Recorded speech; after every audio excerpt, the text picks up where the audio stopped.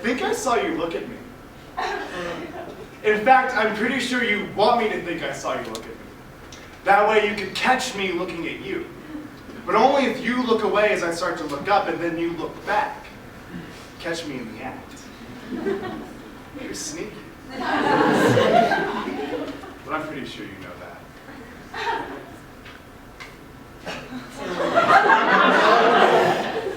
I can feel them.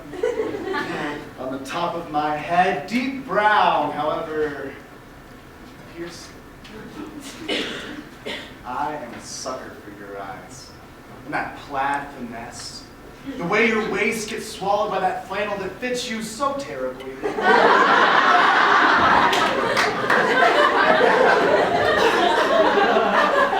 It's exquisite. In fact, I think it might be from the same thrift store as mine. All this I think while you gaze over, setting the trap. I know what you look like. I just want to know again. I'm pretty sure you know that. So I engage in our untouched romance and look up. Find your table empty. You must have sat down as I went to find my table. The thought seems to sit atop the brown sugar on my oatmeal, while you go off to ponder Rousseau and undercooked bacon.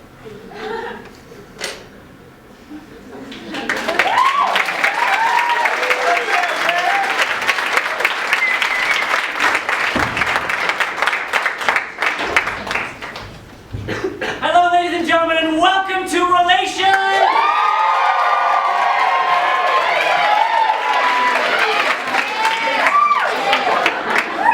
Relations is Colorado College's annual show about the sexual and emotional environment at the college.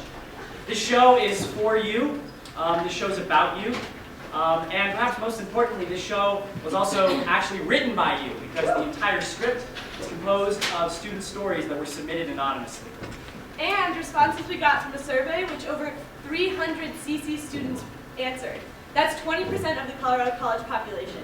And our goal for the show is to create an atmosphere where we can talk openly and honestly about sexual and emotional issues, values, and experiences. So we hope you guys get a lot out of it, but also have a lot of fun. So, to start us off, let's see how Colorado College students answered the question. What do you wish your partner would ask you? Hey, can we get froyo?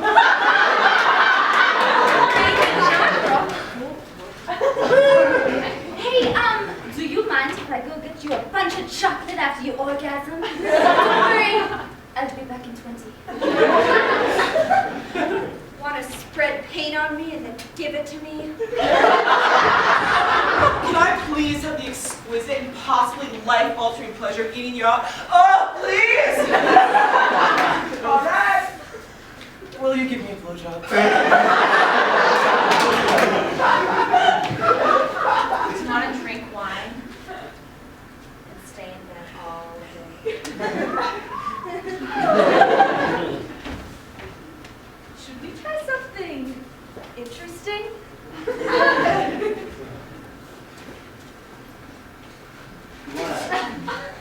Hang out after this? How did you get to be so handsome? Where's your clitoris?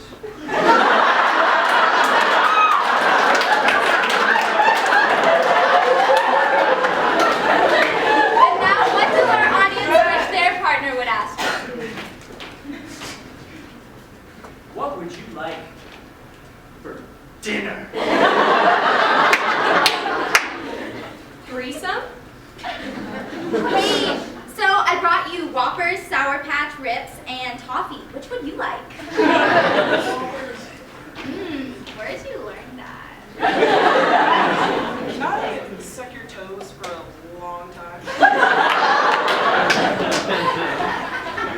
How can I get you to come? Can I sneak into your room and make love to you the night before your 8th block final?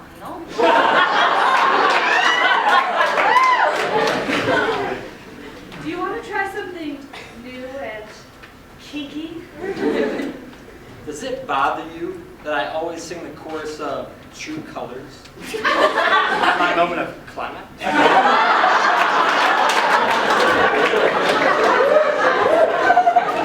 Can we role play?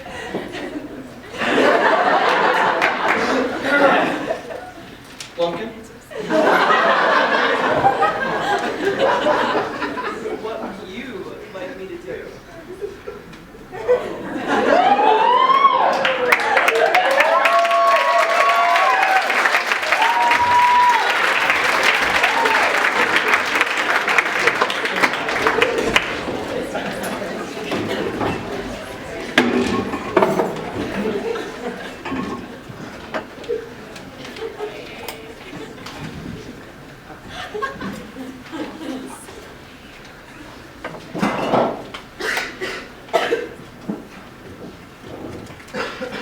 Gym, man.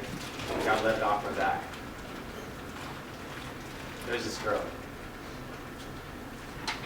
I love seeing her around, and we say hello, but we barely know each other. She's tall, stunning, with a voice all smooth, seductive, creamy, sultry.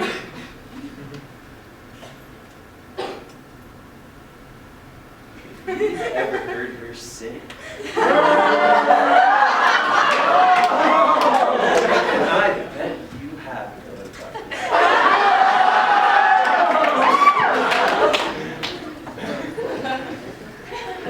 Her gaze is so straight and steady. It throws my normally dependable self-control right off the bat. She's undeniably confident. She's smart and substantial. She's robust.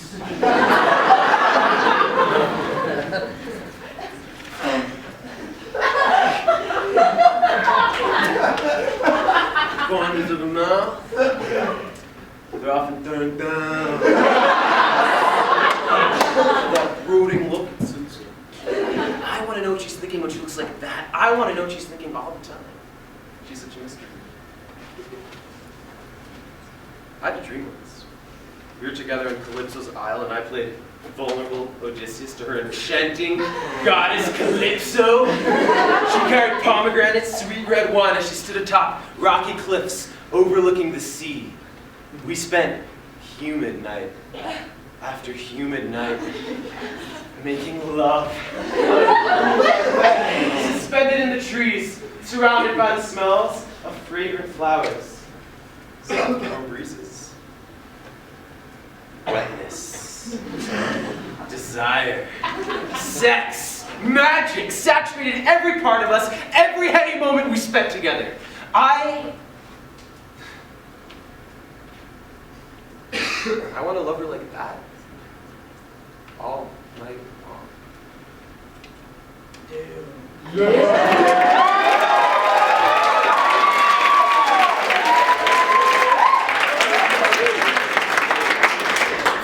Ladies and gentlemen, tonight we present to you, for one night only, a typical CC sexual encounter.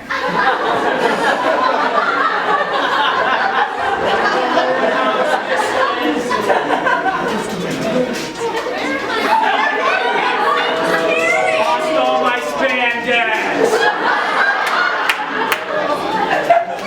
We're the freshmen!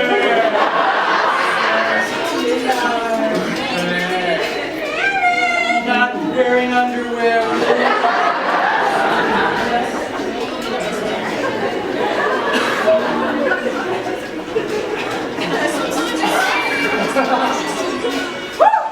I think a typical CC encounter is lighthearted passion. Mutual need. Drunken giggles. Whispers. Regret. Fill in the blank. Say sloppy, brief, to the point, kind of awkward actually, and moving way too fast. Acceptance? Agreement to go. Well, see, I actually haven't had very many sexual encounters at CC. I mean, not many gay guys are out on this campus. But actually, I have had sex with a few who were very in the closet, you know, just very straight acting.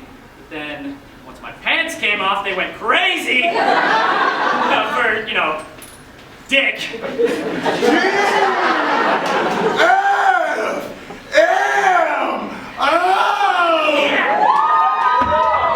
It's floor makeout. Let's take a look, shall we?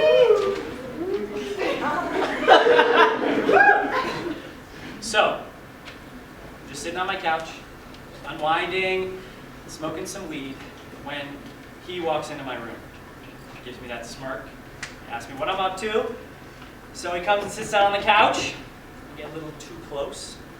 I start smoking a spliff, and he asks if he can share my blanket. And as we get higher and higher, we get closer and closer.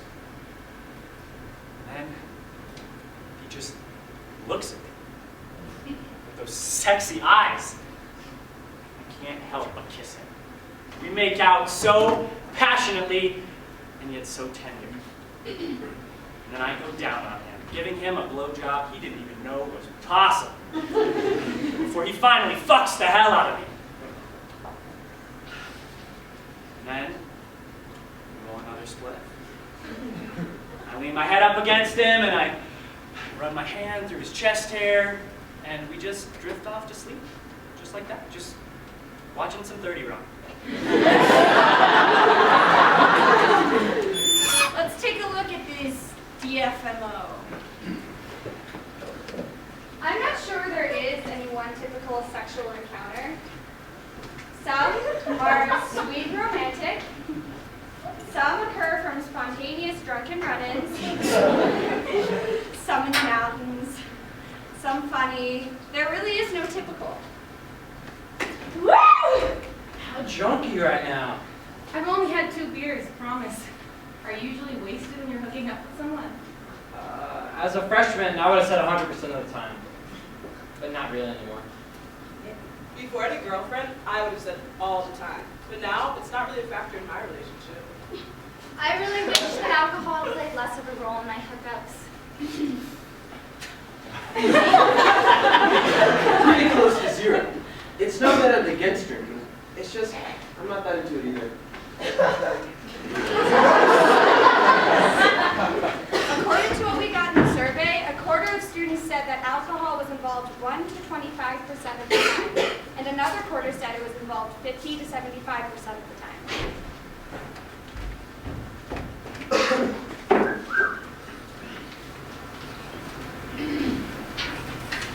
Smell pot, sight of a belligerent friendliness is never present on this campus. Yeah, people smoke out before and after class, reveling in the latest drunken adventure. It's college! Let loose a little! That can't be. The drug and party culture is the only part of Colorado college that I really need. And to be honest, it's prevalent on all college campuses. But I just can't stand it. To me, every sip of booze and drop of pot, it reminds me of my friends struggling in rehab back home. And the countless people everywhere who every day use drugs and alcohol as an unhealthy escape. I wish people would just stop.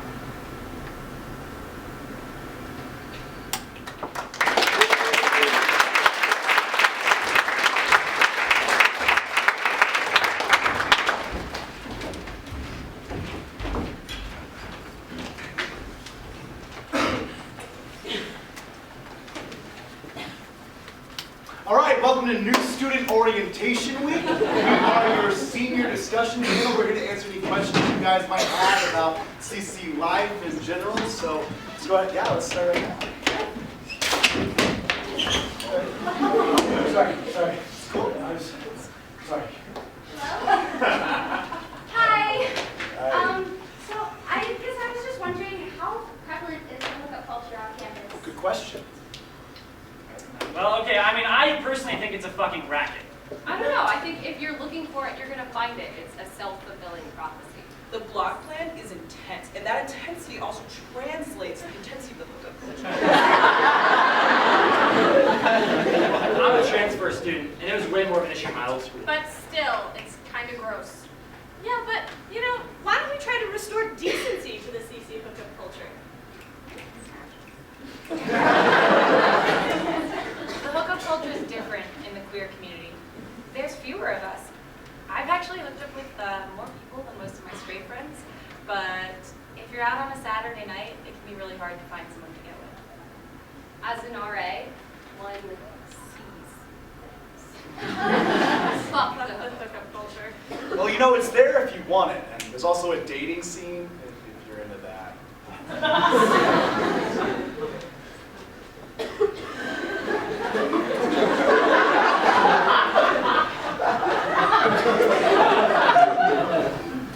Yeah.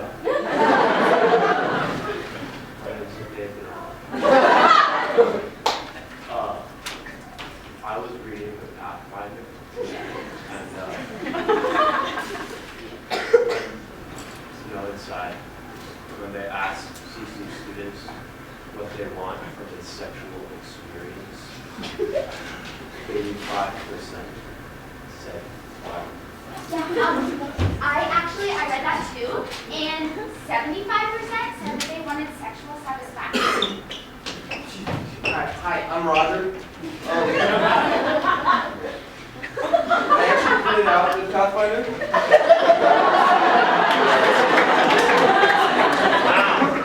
It was on the website. Yeah. And it says in the same section, 70% of students are looking for excitement, which I thought was exciting.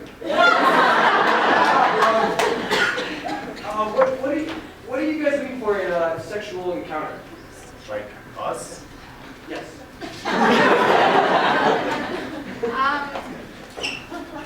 I want to learn. I just want to turn my brain off. I want intimacy without commitment. Comfort? An orgasm. Or how about respect? Yeah, I would honestly say love. I'm actually looking for tangible meaning.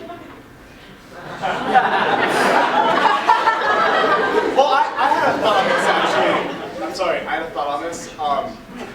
It's like Plato's. I'm not done yet. Yeah, thank you.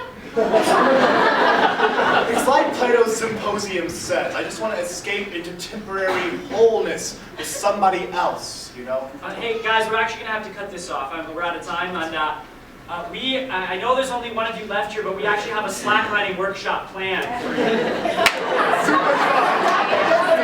See you at midnight breakfast, guys.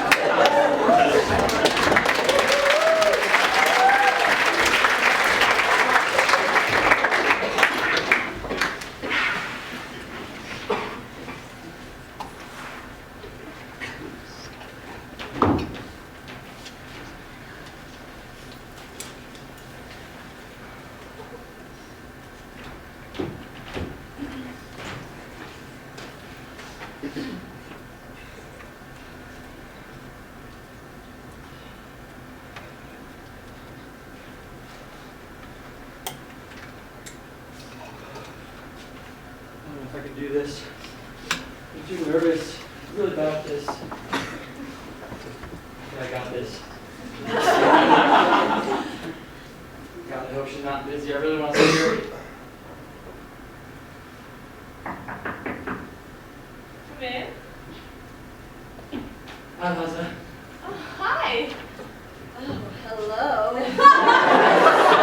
How's it going? God, I'm hopeless. Good. I'm just doing homework, so nothing. Please stay. Nice. Should I say something? What's something interesting to say? What about you? Oh, just trying to find something to do. Pretty bored. Does that sound dirty? Yeah, I know the feeling. What about this weekend? Did you do anything interesting? Yeah, actually. Well, I don't know if you consider it fun, but yesterday I just sat up in my room, had some Boreal Brothers, of course. and watched all the Indiana Jones movies. It was epic. Jesus, she's gonna become a loser now. The originals, you mean? Yeah, I tried to have the first 3 memorized since I was like 6 years old.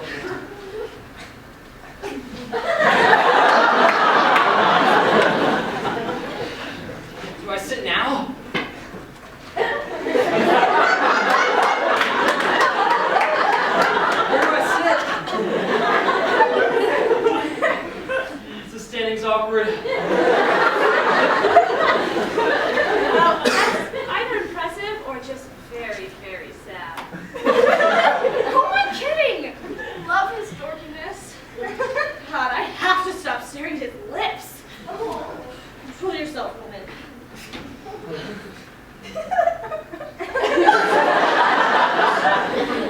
Either way, I enjoyed myself. That was definitely dirty sounding. She's gonna think I'm a perv or something now.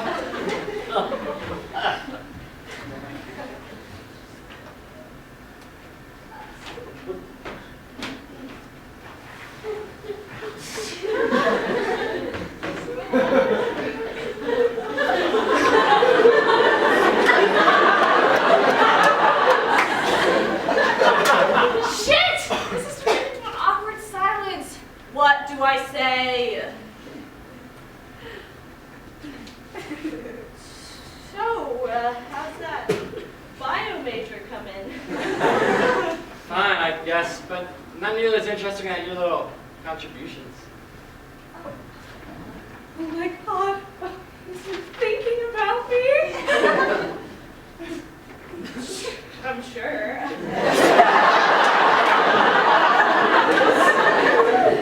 Maybe I'll take another one of those classes sometime soon.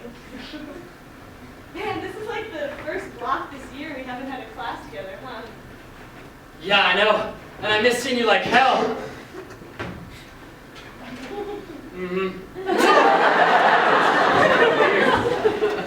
I miss my lab partner. Fuck was that, Steven?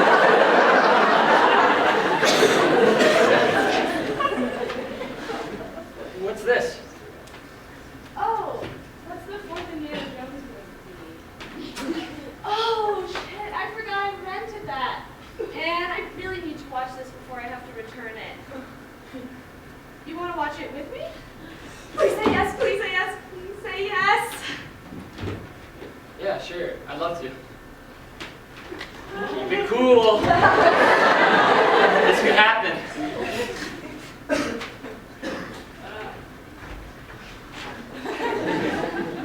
Fuck. Did I wear my deodorant?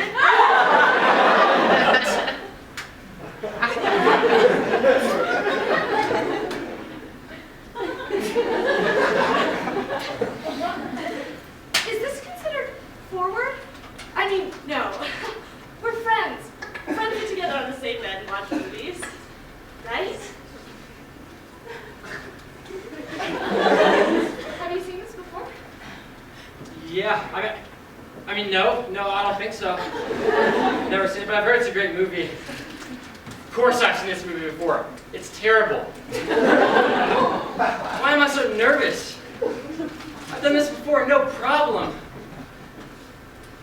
What about you? Have you seen this one before? Oh, no, but I've been meaning to watch it for a while now. Blatant lies. I've seen it twice this week. Oh, are you cold? Oh, God. I must be completely transparent now. Boy, do I want you to say yes. Yeah, thanks. I'm actually sweaty as shit. Hell, you're offering? This may be a signal. I'm gonna wait it out, but one more, I'm going for it. Oh, wow. Sitting this close to him is really starting to turn me on. Oh, God, I can't tell. All right. You want this, right? Yes, fuck yes. Oh, this must look amazing.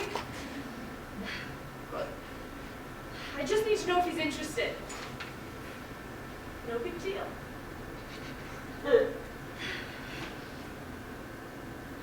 Oh, wow. She just touched my arm.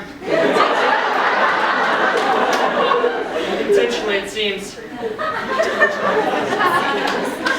not looking at me, but it was definitely intentional. What do I do now? Can I just go in? No? Jesus, just look at me. I'm dying. Wait, I know.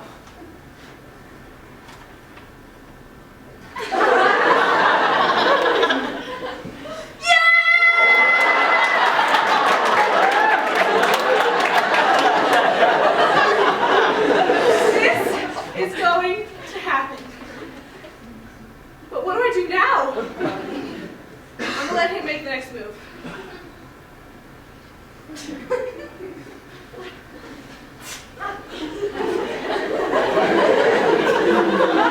looking at me.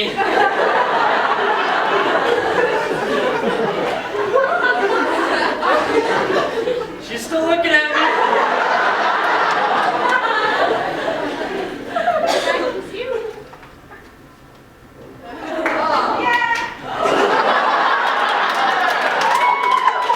Wow, she's great. I trade you for golden idol any day. Whoa, you're getting a little sloppy there. There you go. I want to touch your ass. You think I can touch your ass? Touch my ass, Steven! Oh, wow! She's put my hands on her ass! Is that an idol in your satchel, or are you just happy to see me? What's she laughing at? Lord. Shit, I don't know what It's okay. I've got a latex glove from bio class. I'll make a dental day in relations.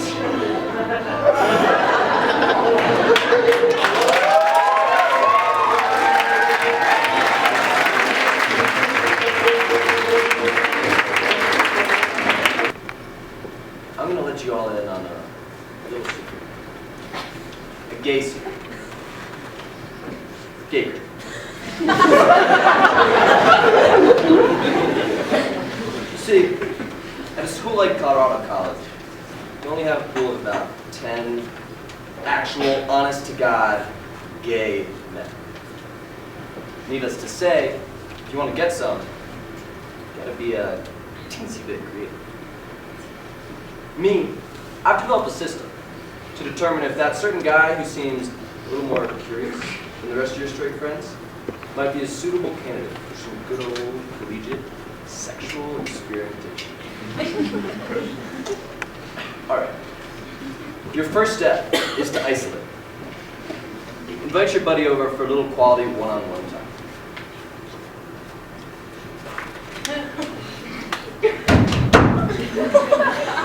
I find that a movie night works best. Oh, hey, man! Hey! Come on in! How you doing? Good, how you doing, dude? Awesome. Good, good. Yo, you want a beer, dude? Yeah. Good, good. Here you go, man. I find that guys are much more relaxed when they have a beer in their hand. Cheers, dude. Yeah. What movie are we watching today? Now this is an important step. You don't want to be too heavy-handed with your movie choice, so no Brokeback Mountain or Friends of It's gotta be something good, but familiar to me. Dude, have you ever seen Starship Troopers? Oh, hell yeah! Rico's Rough. Yeah! I love that shit. Oh, I know.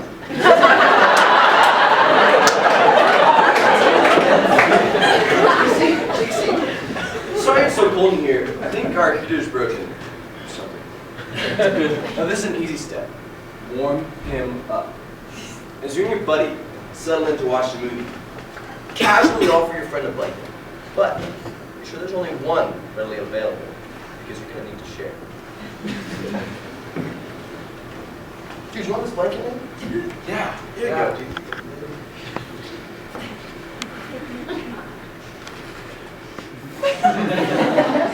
Mind if we share that? No, wait. Yeah, yeah. Yeah, that's what it's kind of chill.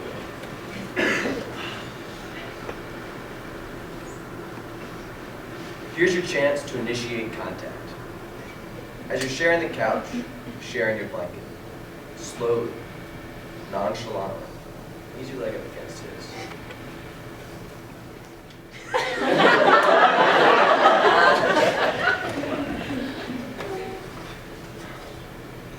If that goes well, go ahead and throw your arm around the back of the couch. Casually letting it rest against him.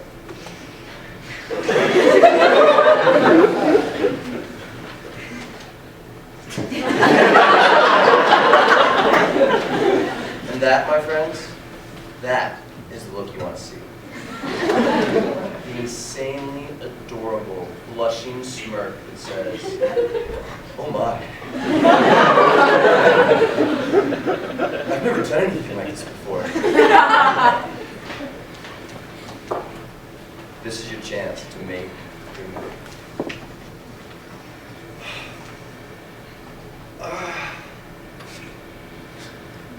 God, I never get tired of this movie.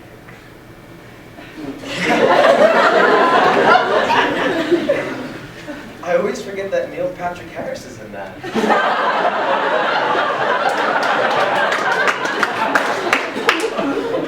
And why the hell is he wearing an SS uniform?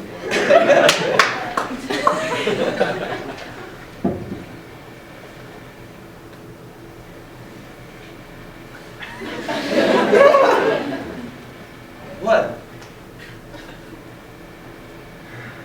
I mean, damn, man, I've never done anything like this before. I don't really know what to do. Well, you could kiss me.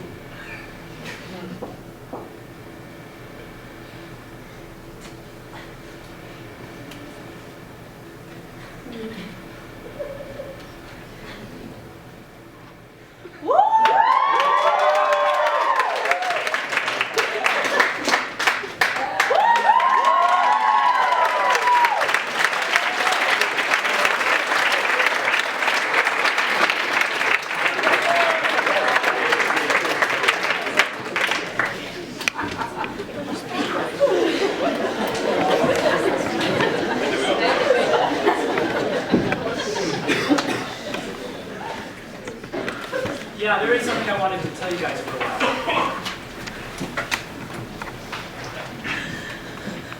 I think about a lot.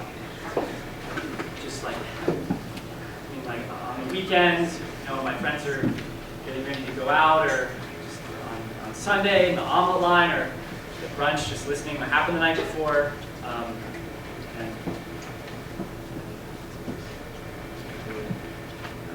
told anyone, but I'm a virgin. Talking about not having done something isn't as fun as talking about having done something. Like, hey guys, I still didn't have sex this weekend.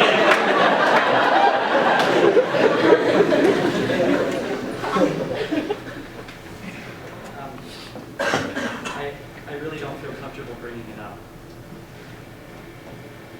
Because I just know I'm in the minority. I don't want people to think I'm weird or unmasculine or abnormal.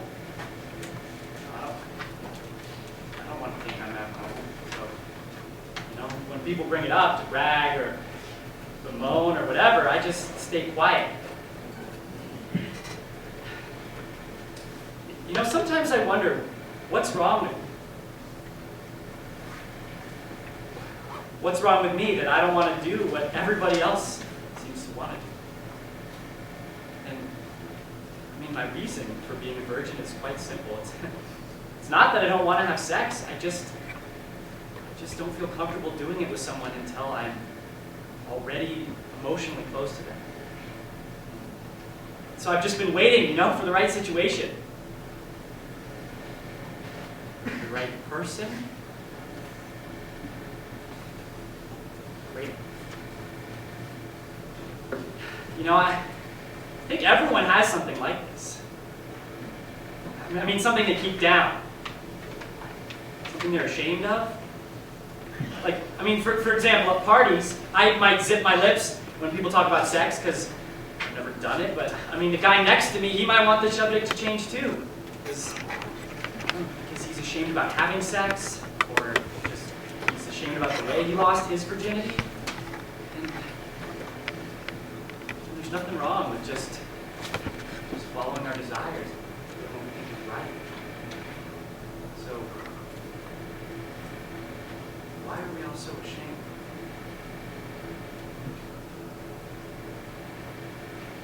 Just think we need to talk about this, That's how you break down the walls of shame or whatever, that keep us from seeing the fact that, for the most part, we are just all going through the same shit.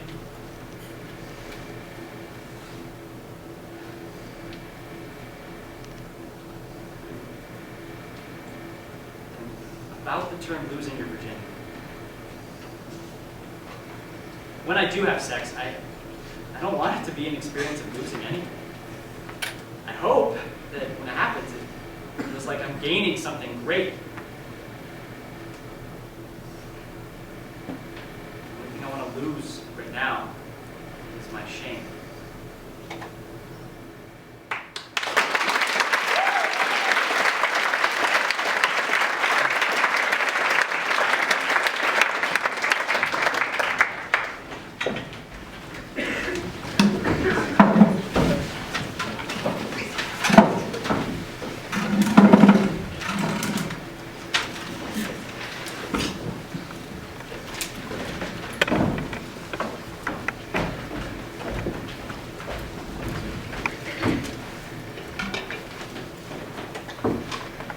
What does it mean to be a virgin? That is a difficult question because society's definitions are extremely heteronormative and don't take into account multiple layers of intimacy.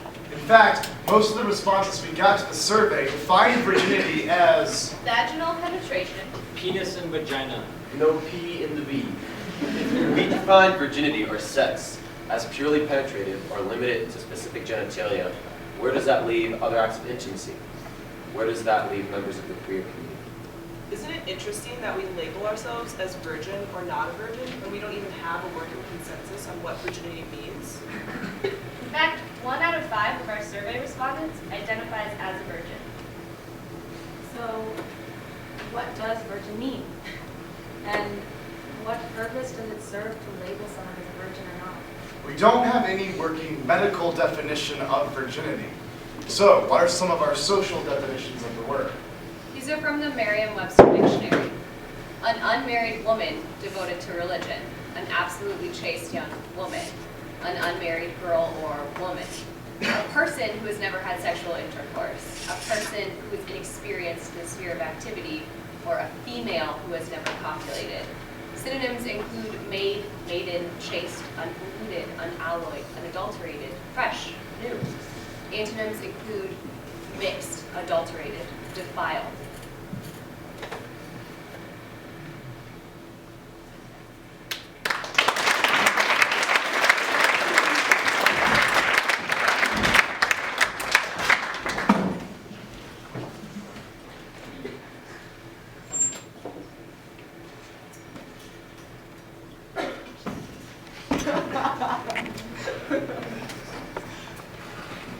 Okay, so I had the craziest wet dream last night. Okay, so I was hiking in a mountain setting, and this guy that I'm super sexually attracted to was chasing me. So I climbed up a tree, and I started humping the tree, and he just watched me from the ground. He didn't even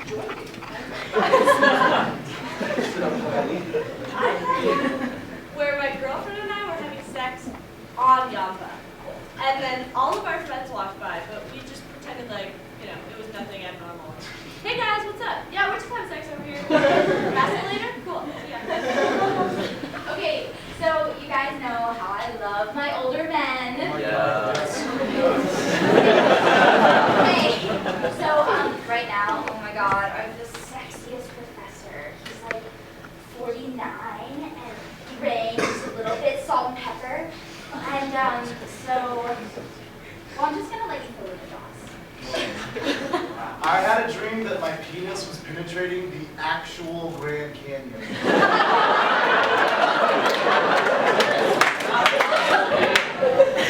It was weird. Yeah. You're a rock climber, are you? Could you tell? All the boys I've been in relationships with have loved rock climbing way too much to love you back. That's too bad. But you know, if it wasn't for the relationships I've been in CC, I wouldn't be able to appreciate what I'm in now. You know, man, sometimes I wish I were braver. You get what you put into it, unless you are really unlucky. More people want relationships than have them, and the margin is higher than normal because people have the block plan to explain away the lack of effort in the emotions department. The block plan may be different, but I have yet to hear one compelling reason as to why it is a detriment to relationships. Hey, you said it, girl. Fuck it. The girls here.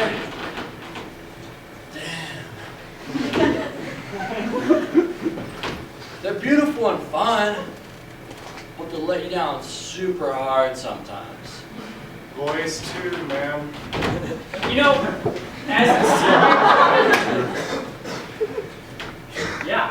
as a senior who's actually in a relationship, I feel like I finally figured out what I actually want, and that's why I'm pretty content. But I would definitely not say that that was the case when I was still trying to navigate this confusing sexual landscape as a young, innocent freshman. Hey, you know what? I am in a relationship with someone that I actually love. Wanted relationship. Yeah. No, you don't. Go! Guys, I love sweat. Preserve.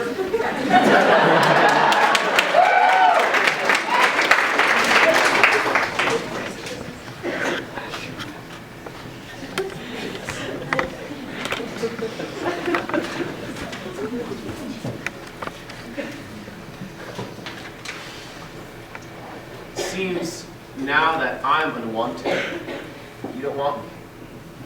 Which is fine. You don't need to want me. You don't need to need me. I don't need you. Still want you. Kinda have you. Really don't though. Love you. No. I mean, yeah, but no. Not that I don't. I shouldn't. But I don't. But you can read me. Usually. Well, if you could, and you would, then we would. But you can't. Either way, we don't. Love you? Can't help it. Make love.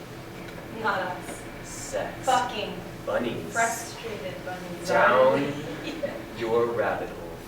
Through your looking. Not a chance. Why? Because you can't read me. Or I can't read you. I think I can. Thought I could. Where am I blind? Am I blind? But you're deaf, remember? Our night. That night? My night. Your night. A night. No sleep. Too busy. Lonely breakfast. Long day. And now, Still the same. Can't help it. rude awakenings. Cold sweats. Lucid dreams. Memories, wishes. Misconceptions. Blending like wheatgrass. Hard to swallow. Hard to keep down. Aftertaste. You always lead. I always follow. Reality. Dreams tangling like I wish our legs were. Going nowhere in particular. Just going. Me wanting. You denying. Or teasing. A man can dream. Dream a tease? I'm sinking low. Like a new moon at sunrise in his But your voice. Sexy and surround sound. Heartbeat, please. Magnetic. But who's positive? Who's negative? Doesn't matter. Cheshire Cat Conductor says play on. So let's play? With each other? Sure. Just let me catch you. I'm sure you know. I'll keep chasing. See the sunset? I'll catch you before it's doused by the sun. And then we'll burn down Wonderland.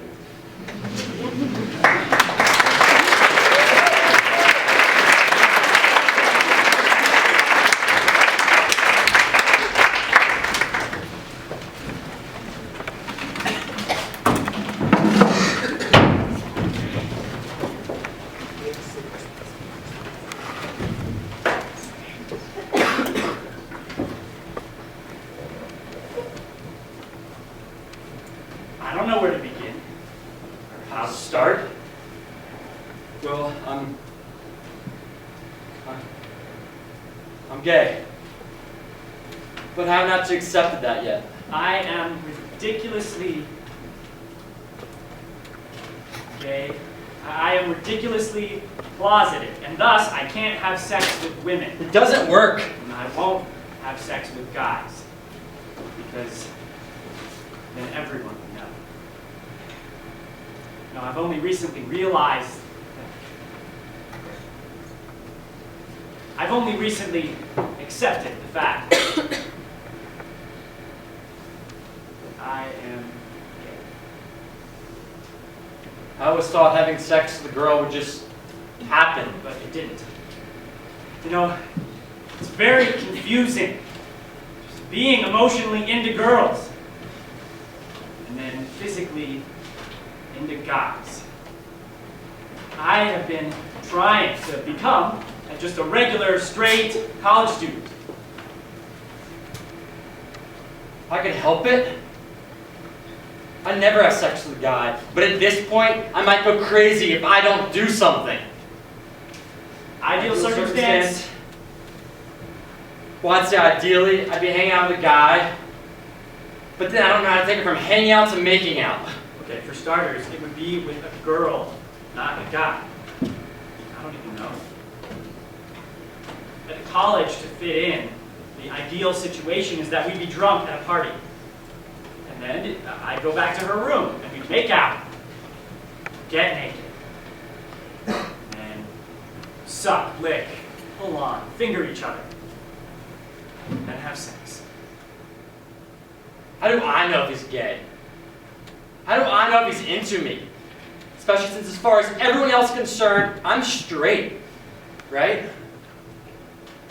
And even if he was gay, and even if he was into me, he most likely wouldn't make any moves, because he doesn't think I would reciprocate. But I think I would need it to make the first move. In fact, I know I would need to make the first move because I don't know where to begin or how to start.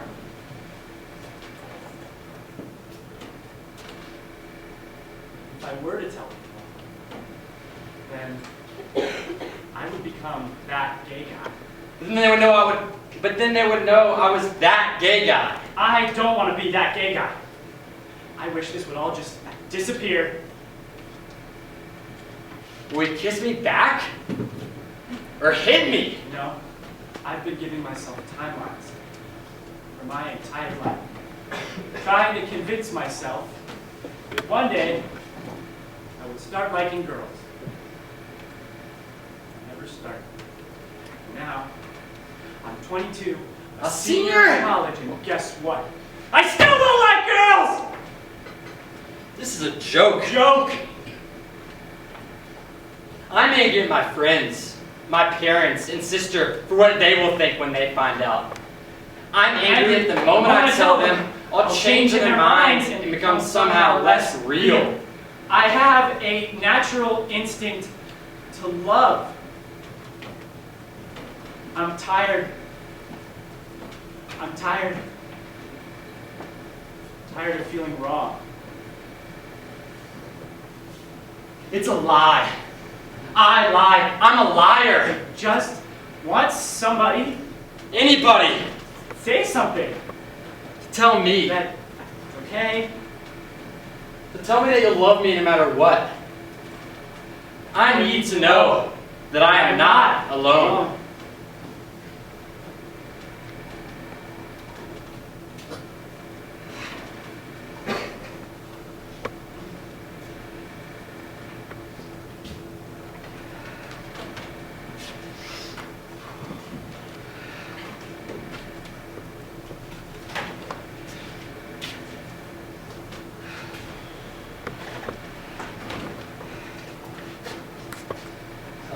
Sorry, man.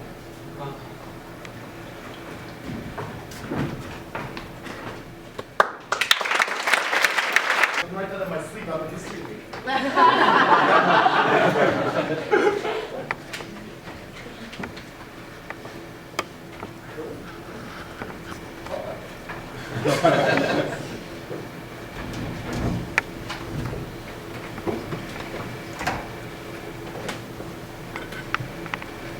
I'm that girl.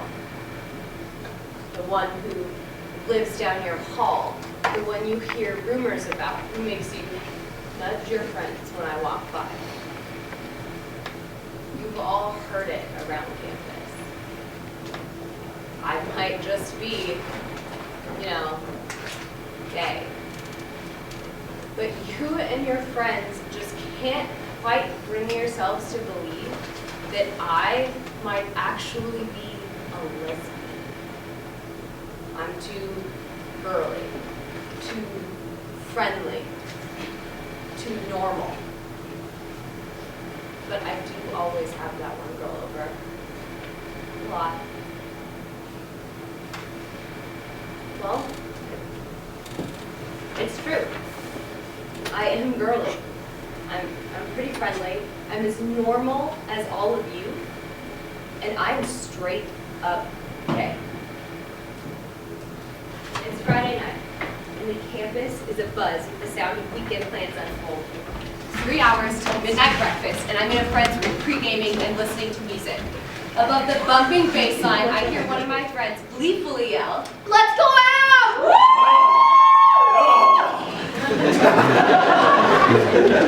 And I agree, enthusiastically, because my sexuality shouldn't hinder hanging out with my friends, right? A short walk in the biting cold, its temper beaten into submission by the 3 or 4 rat-tails we've enlisted to act in our defense, leads us to a dimly lit, sweaty, pulsating sex pit, a house party. I barely have time to survey the sea of bodies before I'm swept into its clutches. PDA is the norm, but hesitant to make a scene, my girlfriend and I spent a good 20 minutes just dancing with our friends, trying to blend into the straight scenes. And this isn't hard because we rarely tip off anyone's gaydar.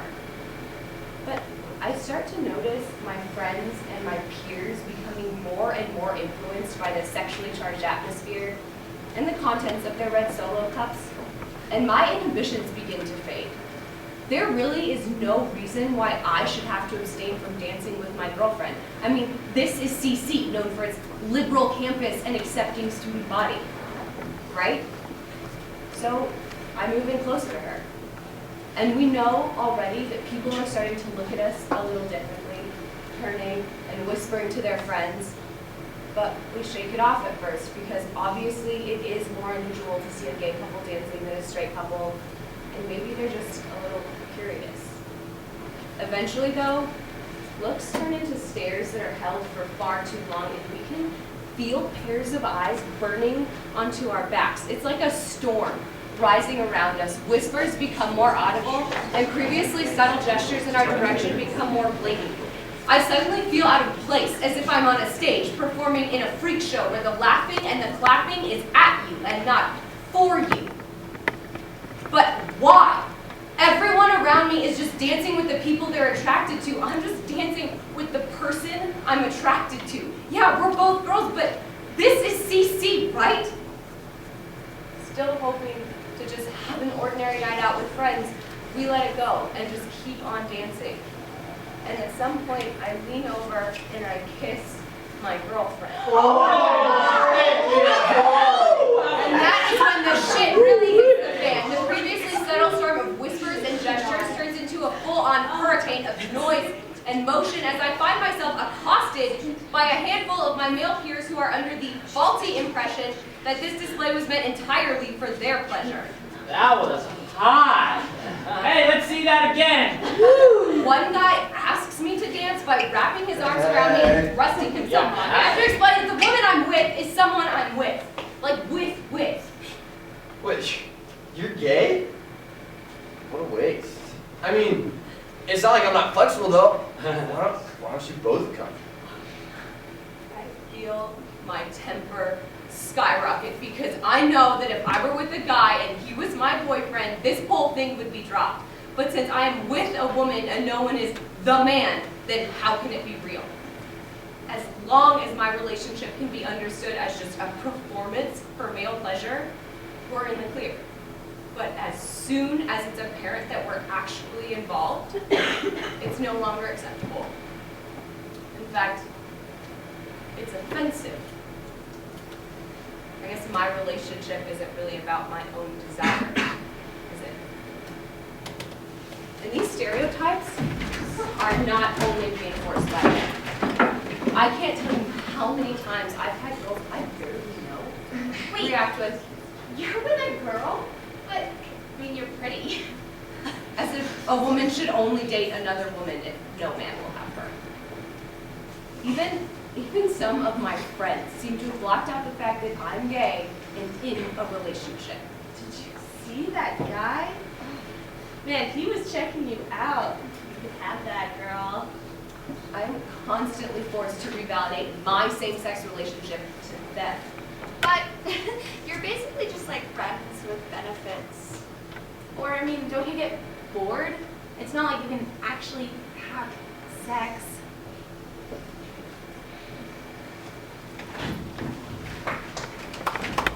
Colorado College is by no means the political Bible Belt.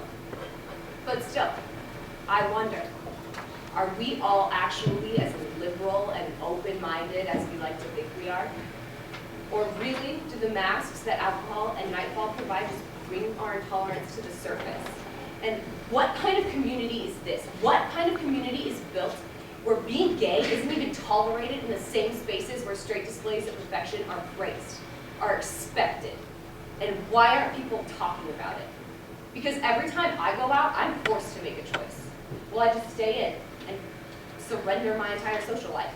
Or will I go out and check my sexuality at the door?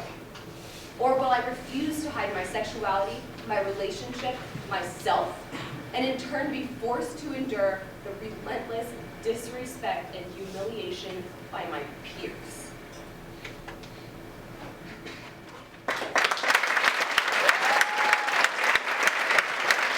That lake, man? I'm freezing. It's so cold. I'm miserable. First block break, they shouldn't be there. Have you guys seen the moon? She's so beautiful. I just did moon salutations, and I sage smudged the entire campsite. And I made pizza. And I was thinking we could write haikus. Yeah. Haiku bongo. I suck. Hell yeah. Okay, wait. I think I have one actually. Are you ready? Your bongos. I love that we're friends, but I want to have a date. And hopefully fuck. Yeah. Okay. Midnight Rasty to get nasty with you and muffling my moans. Okay, I got one. Palpable tension.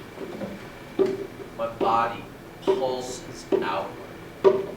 Let my touch guide us. Everyone, this one in all all day. Put it out, girl. Get it out. Oh, sweet rascal crush. Watching from the pasta bar. Let's do it. At brunch.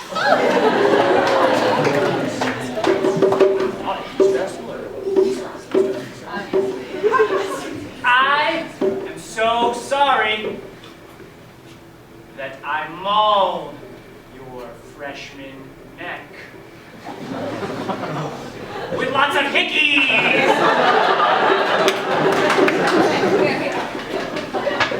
You knew I loved you, but you're dating my sister. What the fuck, douchebutt?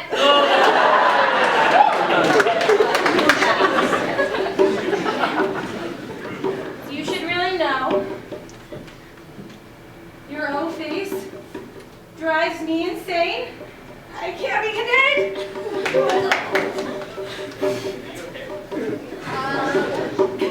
I never told you I won't have sex with someone who likes Dave Matthews. I got one, guys. Listen up. Listen up. Go, it's 5 cent pop, right? Yeah.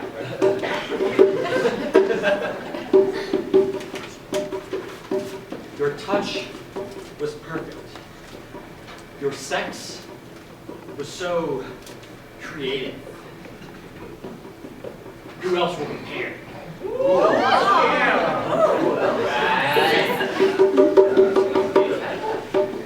My buff Air Force man. We did it dirty and rough. I'd do it again. You have a horse face, but I want to hear you neigh. Giddy up, boy.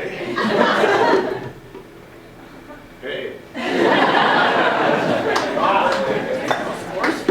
Yo, listen up. I got one. Man. Naked bodies. Your spandex holds your moisture magnificently.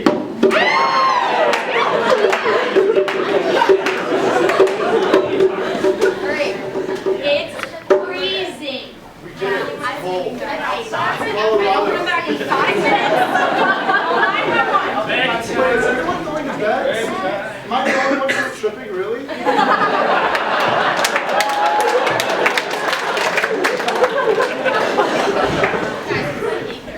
Bedtime, bedtime. The sleeping bag bed. Are you staying up? Yeah. Do you guys usually do haikus on a block break? Because I'm an English major, so we usually do sonnets. It's good though. Pretty cool, yeah. Yeah, got me thinking though, man. I'll tell you what. Yeah, I don't know, man. I was hooking up with this girl last block. And we're having amazing sex. I mean, fucking and making love at the same time. But afterwards, she looks at me and says, I think I love you. And this whole concept that sex and love are inherently intertwined doesn't make any sense, man. I mean, to be honest, I think the two are completely separate. Okay, example. I love my roommates a lot, but I don't want to have sex with any of them. And at the same exact time, I may want to have really shared sexual experience with you. But I may not love her. I mean, I'm not saying love or sex is not special. They both are, right? But by combining the two, we're glorifying sex and creating this problematic connection. For me, the love I feel for my girlfriend is not tied to the sex I'm having with her. I mean, if you associate love and sex, you value this whole joint intimacy thing we do as uniquely deep and special, thus succumbing yourself to society's bullshit monogamous relationship thoughts. Picking up what I'm putting down? I mean, I do believe you can be absolutely in love with one person. But, if you ask me, I don't think monogamy should apply to sex. If you're only having sex with one person, It makes the sex seem more meaningful than it really is, and the whole relationship overly reliant on sexual satisfaction. Sex is, it's an art. Games. Performance. And I could go out and have sex with an experienced prostitute, and I might have a much better time than you would with your lover or hook up or Tuesday afternoon letter. Practice makes perfect. Right? But this whole notion of valuing sexual experience, it's repressed in our culture. Especially for women. Whereas a guy, you can go out and have lots of sex, and we're encouraged and called something like a player. A woman who does the same exact thing,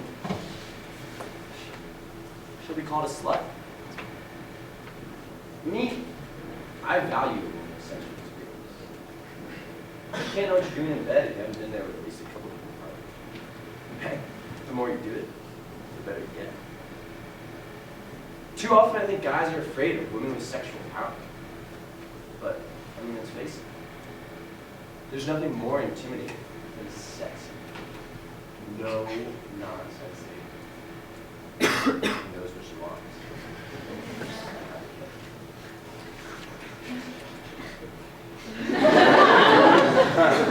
I'm gonna go for a walk.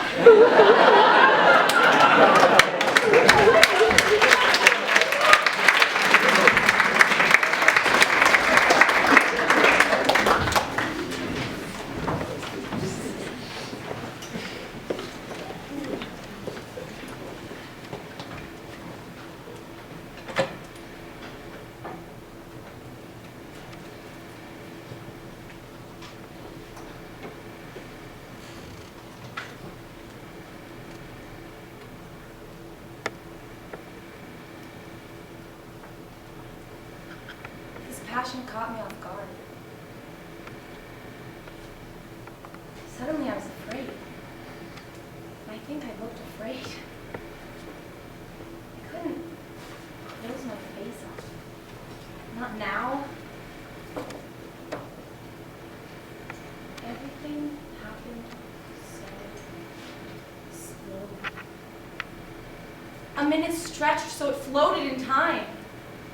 I was afraid of the intensity, so quiet and warm. The way he looked into my eyes for a long time before sliding in, never breaking the connection. The way he put all of himself into me. He held my eyes. I had to shut them, feeling a giant fullness.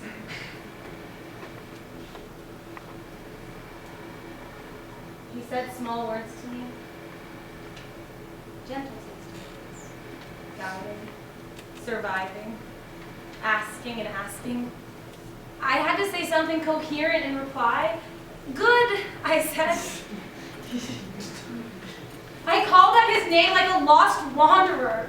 I could feel him everywhere, in the stars, in my own sensations. And my joy alone seemed to be enough for him to come at the same time. Energy didn't shoot out into the universe. It didn't drain me into oblivion, little pieces. Instead, it poured into him, and he kept making an effort to give it all back to me. I stayed there. I stayed there with him. I didn't go off into my own world. What in the world have I done to deserve this? It overwhelmed me, overcompleted me, curled my body raw, collapsed me. As it ended, he sighed long, gathered me up. I clung to him, shivering, shaking, like rigor mortis, I gripped. He had to move me to get rid of the condom, but he didn't laugh or nudge me, he just did it. And resumed an unshakable hold over me. Making gentle fingers on my arms, gentle fingers on my hair.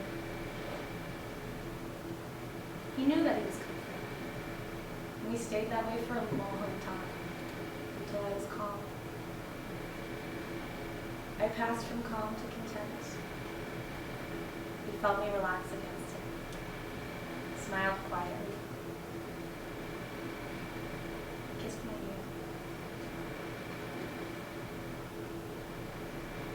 I thought of all the vulnerable human in him, and of the truth. But I wasn't afraid of it.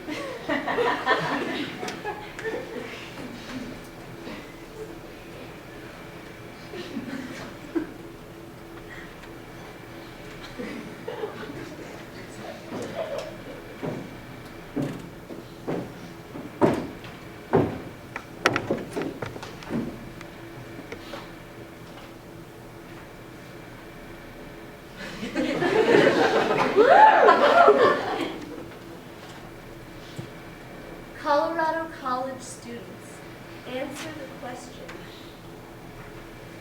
What makes you feel sexy?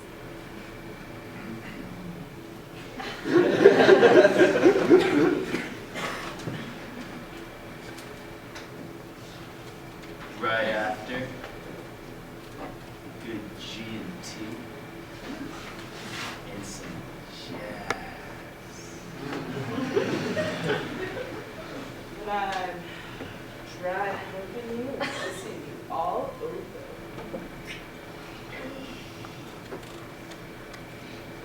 People tell me I have a big D.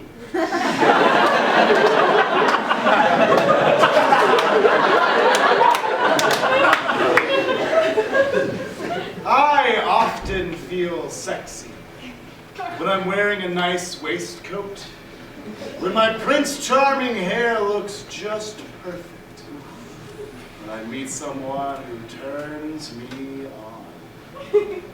But I feel most sexy when I'm able to claim my entire identity. I find it beautiful. When walking back to my place across campus at night, stopping every few yards, make out. We can't keep our hands off each other. My partner tells me how good I taste. Oh, when I'm eating peanut butter. Oh, post yoga with the sexy. When I'm naked and standing in front of the mirror, I like to get my eyes close to the glass so that they appear moons, variegated twin moons framed by steam. My lips are two red Cupid's bows. I love my womanly curves, my areola deep, my skin dark and glowing. I love the womanly wild thicket of my pubic hair. I've spent too much of my life finding myself ugly, skinny, a butterface. Really? That's so passé.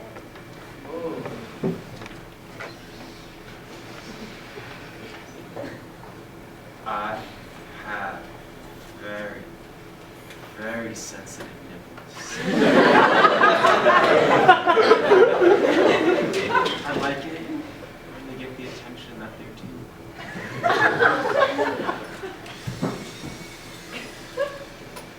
due. Using power tools.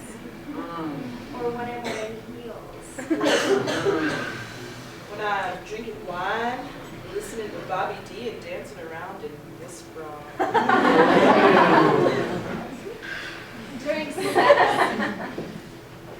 the sounds of him enjoying himself. Oh, I love when he moans and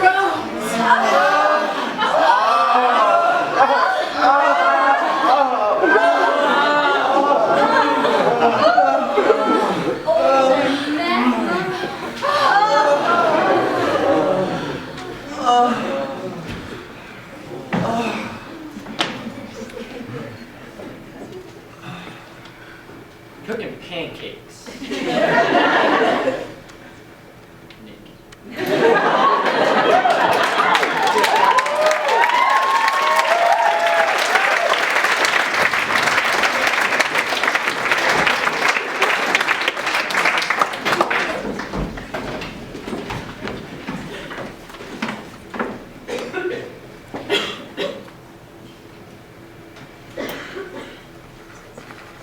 I need you to know that when I smile, I'm remembering when you pushed me down. I need you to know that when I stretch out my arms to give you a hug, I'm remembering things that you said to me, things that will play over and over again in my head, no matter how hard I try to forget them. I need you to know that when I say it's okay, that I forgive you. I am remembering the cold walk home when it felt like humiliation would trap me the way you did. So yeah, I need you to know, because no matter who I'm with or what I'm doing, you're always there. Always pushing. You know, I remember the first time I ever saw you. I was staring at you, trying not to imagine what our future would evolve to. I did some work and I got your number, and I ran home to tell my friends about this incredible guy I had met. We did our texts, and a couple of weeks later, you showed up. And I couldn't refuse you. Being with you was something I had never experienced before. The way you moved, the way you asked and reassured, it was like you were weaving ecstasy through my exposed body. It made me feel comfortable. It made me feel safe.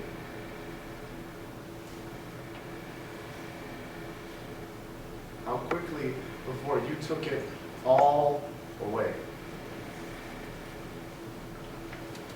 I showed up at your house a week later, and I was so excited. I mean, I was going to get to be with this raw hunk of man. He chose me. I don't think I've ever been more ready to jump out of my pants. But, you seem to know that already. You opened the door and you brought me inside, and you immediately started to undress. Right then I should have known something was up. I should have wondered where the deferential man I had been with just a week before had disappeared to. But I was with you. The thought of walking out on you was paralyzing. I could barely speak when I was around you, let alone say, no, not tonight. So I followed suit. I was enjoying one moment of indescribable bliss. Not a single comprehensible thought could be formed in my head when you You dragged me back by my hair. You pushed before you asked. You forced before you checked. I told you no. I cuddled into the crook of your arm.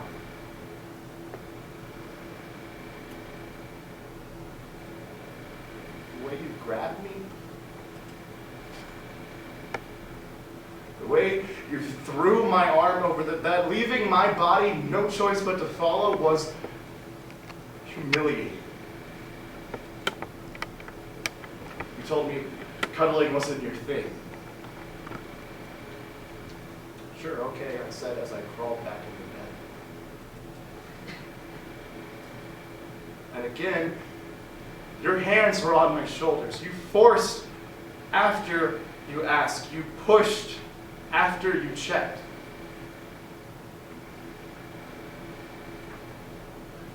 Putting on your clothes and telling me to leave made me feel devalued.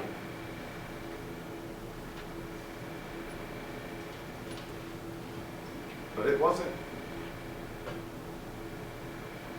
It wasn't until you kissed me goodbye. It wasn't until I asked for just a little bit more respect next time. It wasn't until one simple, sarcastic remark. Next time, that I felt cheap.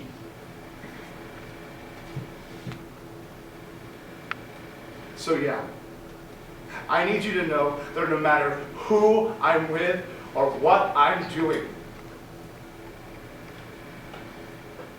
you are always there. Always pushing.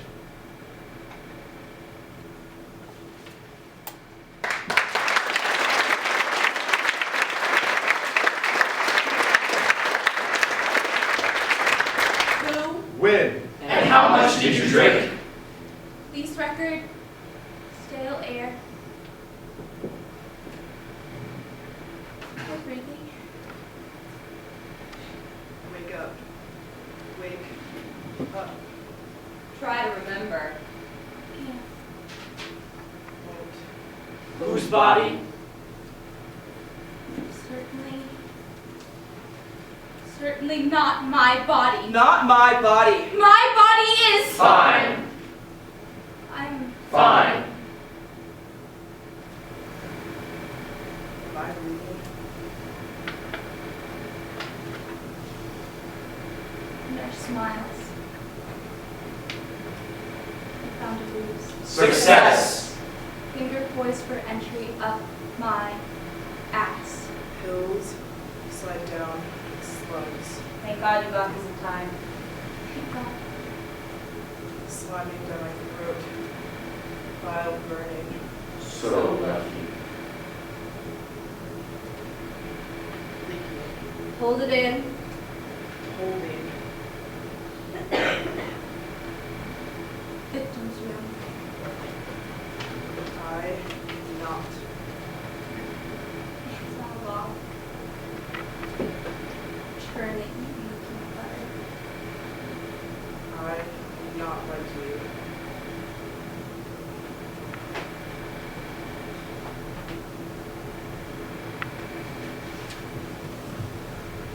Clear eyes. Stand straight. Can't see me. Not me. Won't. Take off your clothes.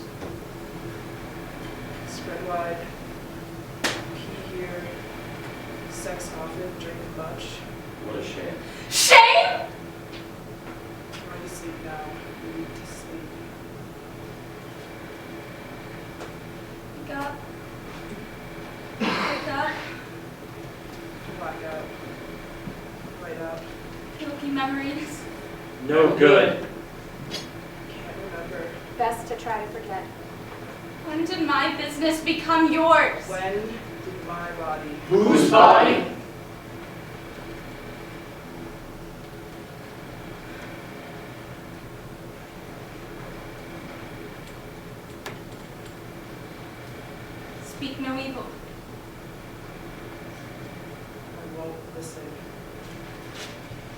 Let us pray for the rape victims of America. So sad. Those victims.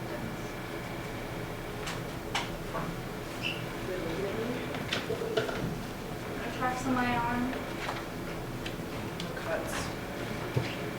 a lonely bruised feet.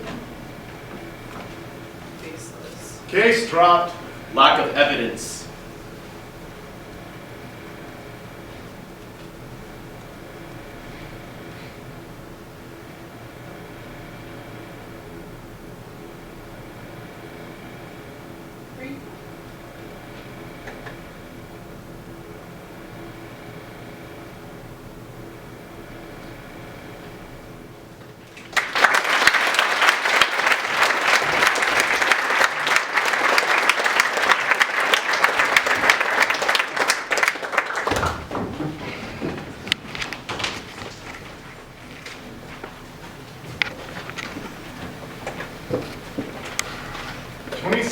Of Colorado College students report being the victims of sexual assault. That's 1 in 4 students. That's on par with national averages. They assumed I was abroad, and they assumed it was okay to break through my jeans and figure in the middle of a crowded dance floor. I was afraid to cry out, so I faked an orgasm to get away. I was forced to give a blowjob. I said no, but he used force. Neither one of us gave verbal consent. But given the alcohol involved, I felt violated afterwards. I was roofied and raped by someone on vacation. I do not know who it was.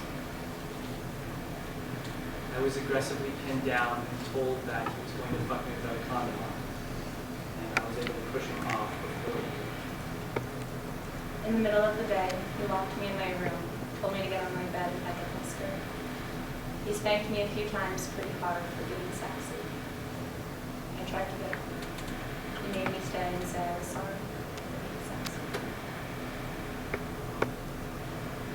I was raped my freshman year by another freshman. I didn't report it, and then my friend was raped by the same guy. My situation was more of a gray area, but I know the 2 other girls who sexually assaulted me. Sexual violence is hard to discuss, but by no means unclear. I know what happened was not okay. It's a struggle to even know where to begin to have conversations about sexual violence. I read this quote by Jessica Valenti that helped me to begin to understand where we can start. The absence of a no is not the same thing as the presence of a yes. And until American culture and law frame sexual consent as enthusiastically, proactively given, there will be no justice for sexual assault victims. It is time for America to abandon the no means no model for understanding sexual assault and focus on only yes means yes instead.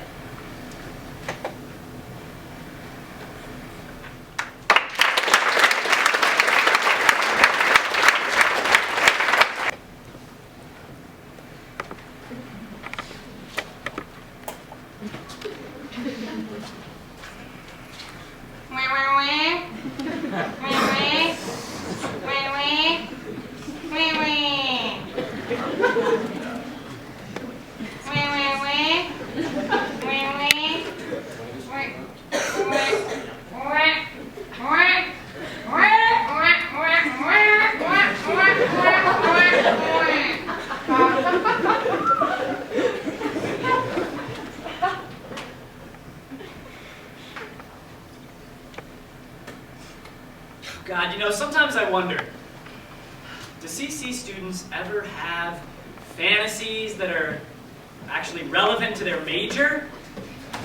Baby, I want to lay tangent to your curves all night long. I wish I was adenine so I could be paired with you. The sounds you make when we're having sex are almost in perfect iambic pentameter. I love older men. Your ecosystem functions producing externalities that melt my ice cap. My global is warm and rising. Passing legislation isn't the only thing that's going to happen on the Senate floor.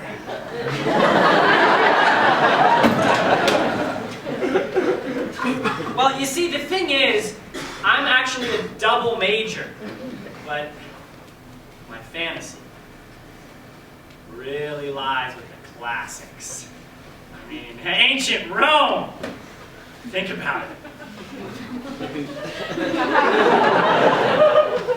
You know, the Romans were a bunch of horny motherfuckers. Believe it or not, they actually consumed a plant, for contraception, until they brought it to extinction.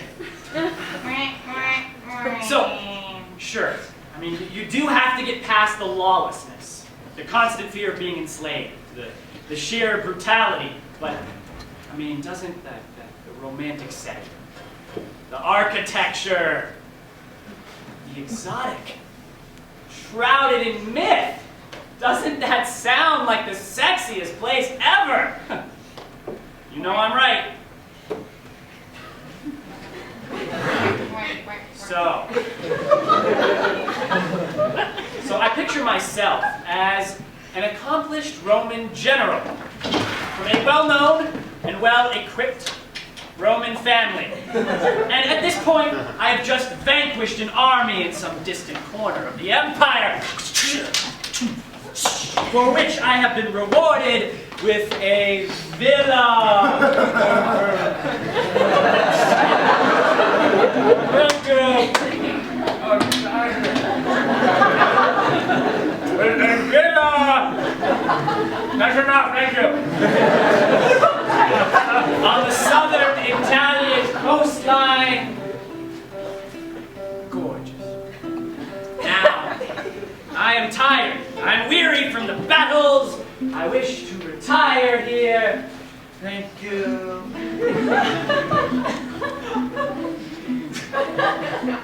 No more break.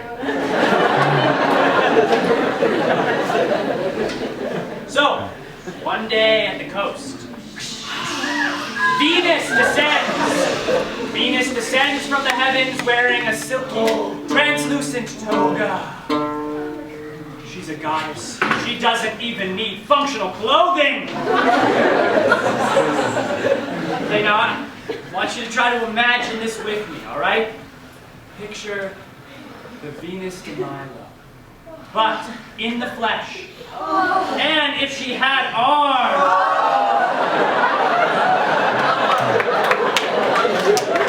Just overall, just much hotter.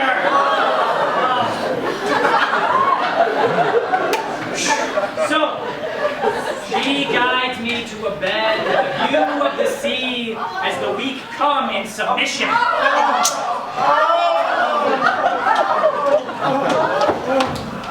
And her every touch feels like 1,000 orgasms. Ooh, yeah. Ooh, and I feel 1,000-fold more when I finally enter her.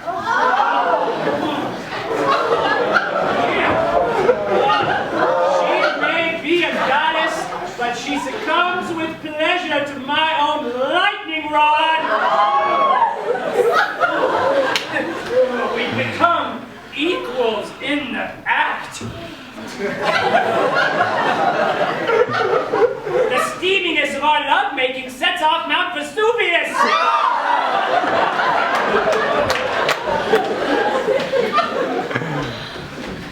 And when I finally come, my mortal body cannot withstand the pleasure, and I am vaporized.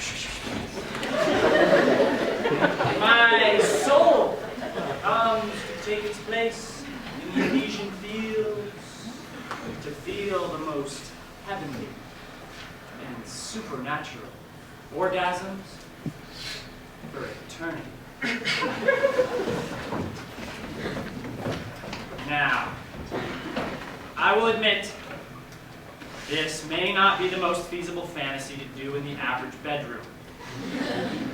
But I promise you, I will do my very best to create it right here in the present.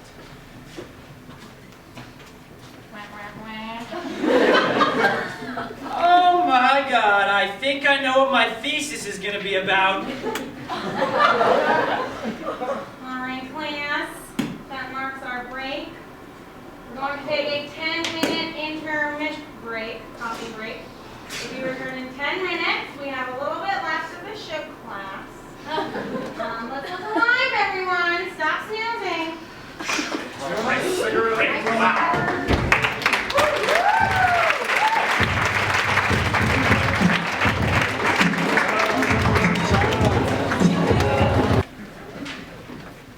Hey, you.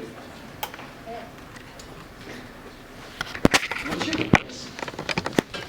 Honestly, Yeah. you and me. With a beautiful bed and a dog. Let's go grocery shopping. I want to have sex at the top of the incline. I find myself a dashing Arabian prince on studying abroad. He whips me onto his camel and we ride off into the desert to his beautiful palace, where we have lots of sex. Hot, rough, sweaty, sandy sex! One of those big Game of Thrones beds, with all the pillows and the see-through curtains. Not that I've thought about it. Being intimate with someone on a shallow beach filled with plankton, where every move you make is illuminated by plankton, until the entire experience is an underwater shooting star of lovemaking.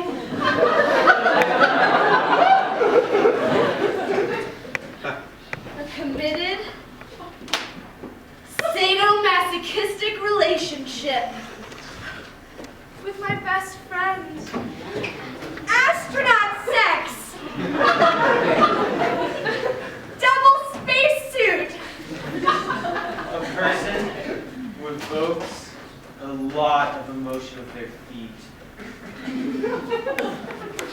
They're tactile, soft, warm. I want a woman to massage my crotch. Seriously.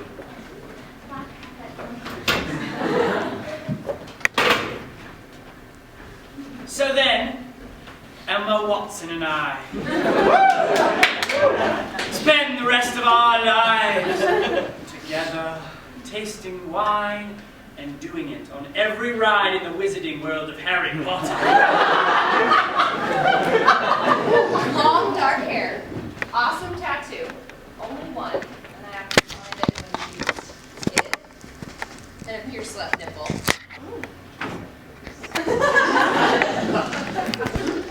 To tie someone up and tease them with pleasure. I want to be tied up.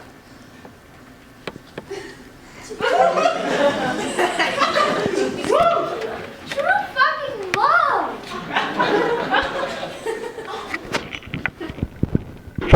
I want to be fucking a girl wearing a strap on.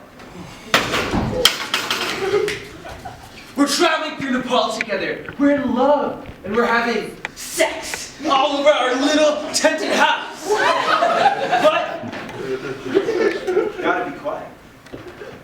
Don't want to let the look.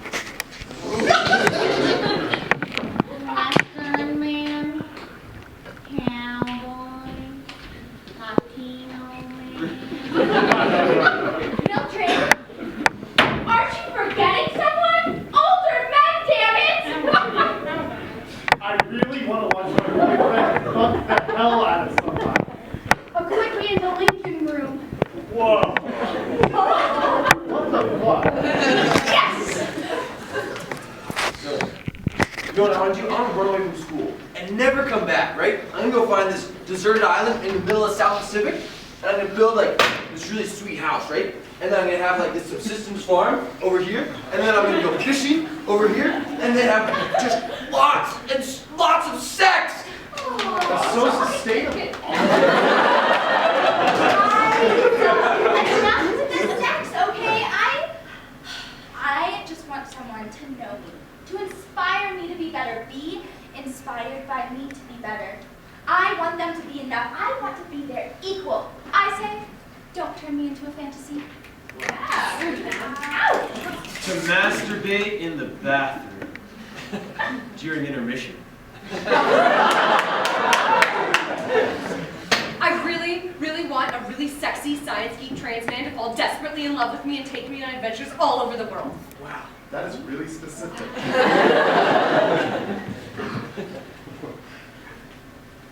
I want a guy to learn the time of my life dance from Dirty Dancing. We could do it together.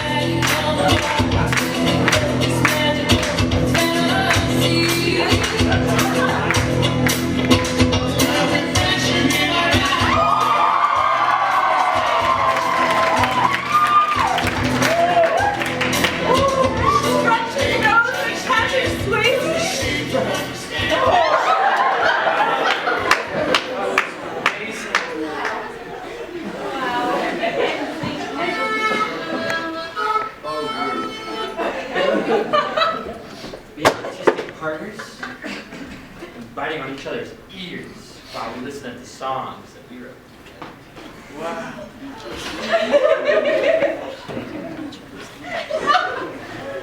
He is Henry VIII, Julius Myersburg, and I am Anne Boleyn. He spies me from across the globe that blue wolf eyes on his Bring me Anne Boleyn, he growls to the servant by his side. That night, I am brought to his bedchamber. I stand in the doorway for a moment while he looks me up and down. He excuses the servant by his side and immediately throws me down the ground, rips off my bonnet, so you proceed to bra, somebody, little son! I love that kind of I am not too much.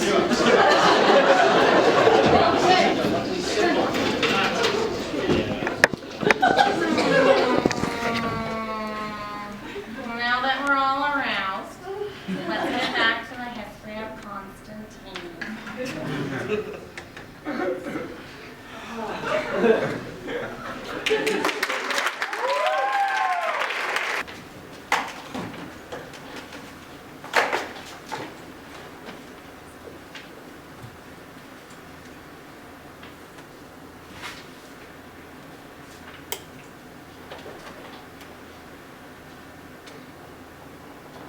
My sister always says that I fall too hard and too easily for a guy. All he has to do is say a few nice things here and there, and the next thing I know, it knocks off. It's true, though. As much as I hate to admit it. I always thought that I was this independent, no-nonsense woman who was bold in her decisions and went through them without regret. Truth be told, that hasn't been the case for the past 3 years. I hooked up with this guy casually at a party. Then he said he wanted to see me again. Told me I was beautiful. It made me feel wanted. Then one night, he drunkenly told me he loved me. The next night, we're in my bed kissing. And not even 10 minutes into it, he stops and says, can I please have a blowjob? I didn't answer. I wanted to believe that I didn't just hear what I thought I heard. We kept kissing. He stopped and asked again. I ignored him. He started begging. Finally, I did it. And when it was done, he left. No kiss goodbye. No call, no text. Nothing. And the next time I saw him, He acted like I was beneath him. Why? Did I do something wrong? Why was it okay for him to be an asshole? Why didn't I advocate for myself? I can't say. All I know is that I'd rather be alone than be used and degraded like I've been. I'd rather be a cynical bitch than a used condom. I know this is cold, but that's because none of these boys have inspired my heart, only shamed it. And what bothers me most isn't that I didn't advocate for myself.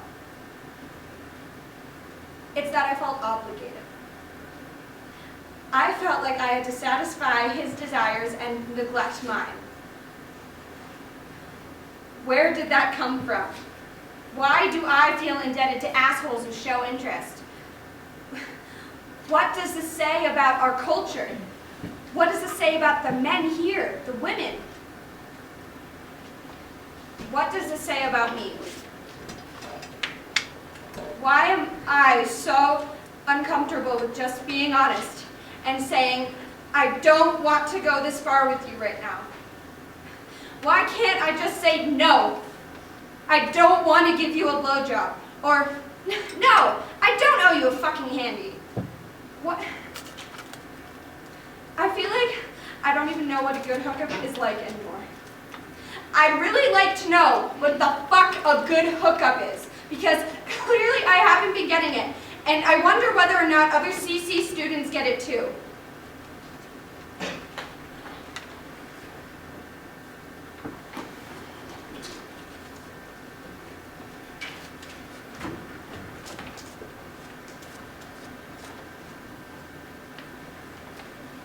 I had a hard time saying no. Not the no part.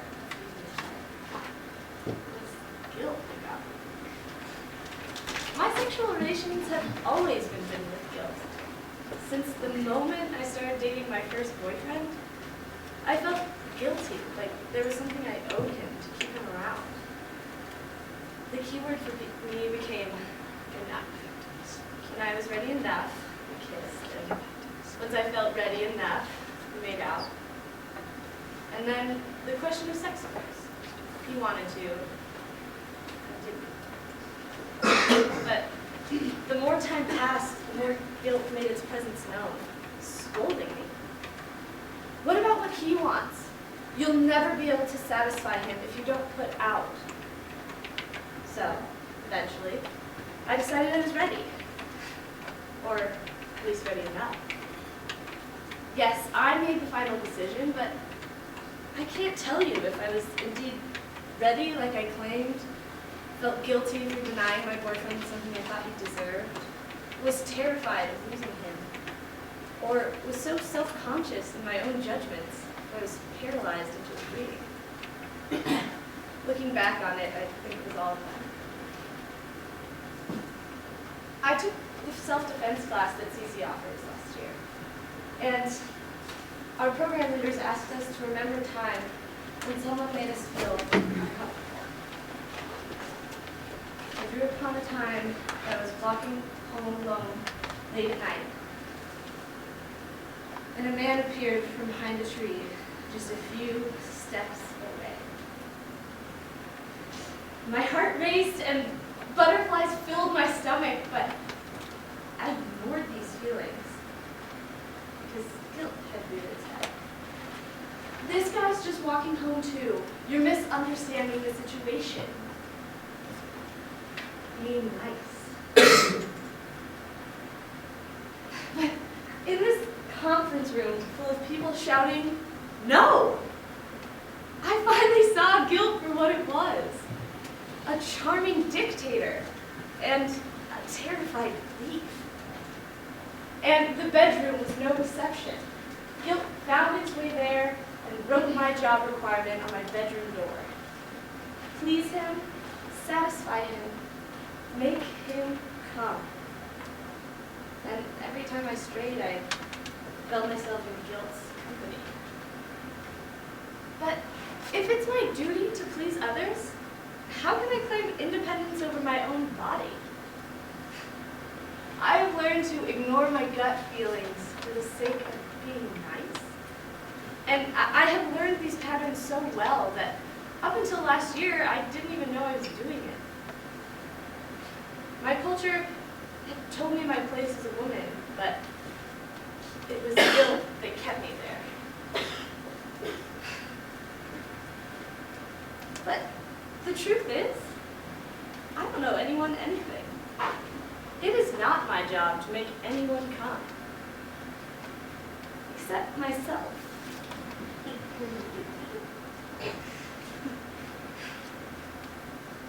Remember the last time that someone asked you your opinion on any issue, but before you could even finish your first sentence, they cut you off?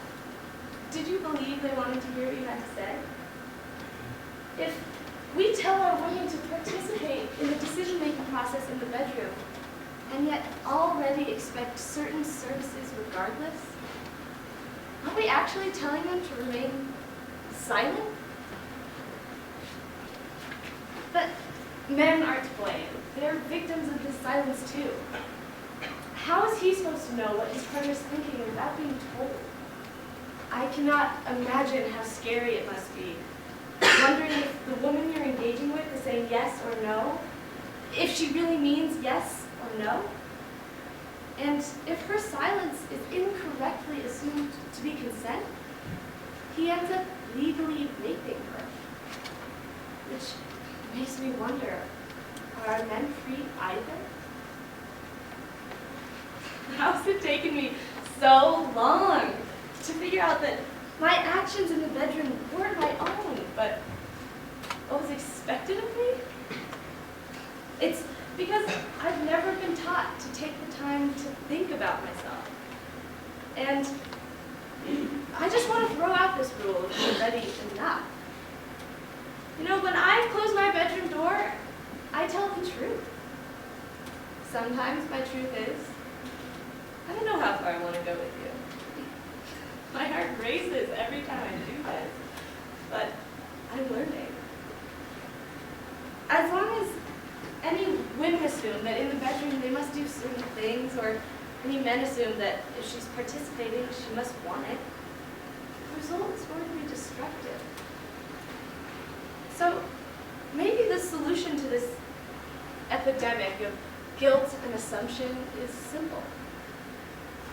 Maybe the solution is to look your partner in the eyes and ask them what they want.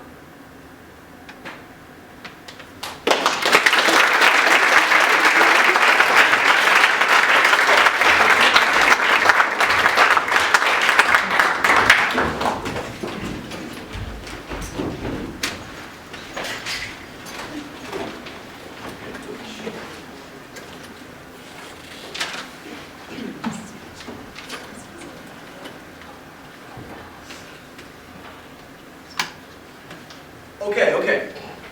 Check this one out. Alright, so I'm standing outside at Blues and Shoes. Then I saw a girl that I once knew. Hippie dress fly, so high, so blue. Hey little girl, can I go home with you? Yeah, I want to go home with you. Back to your hometown. Don't beat me down because I'm up in the sky like I'm so high. Smoking that ganja, I'm fly. Smoking that ganja till I don't know why. Oh. You can bend that up. Yeah. You're actually going to say that, right? No, I know. Yeah, I don't know. Okay. Yeah, that's what I expected. How you doing, dude? Doing alright, dude. I think on mine.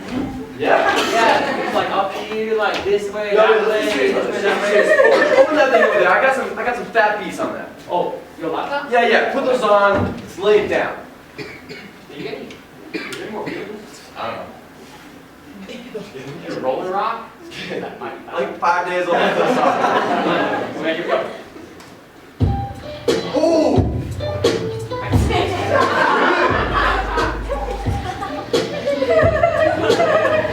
Yeah. want to tell you about this girl I knew, one of the few true that lighted my boobs back when I hated boobs.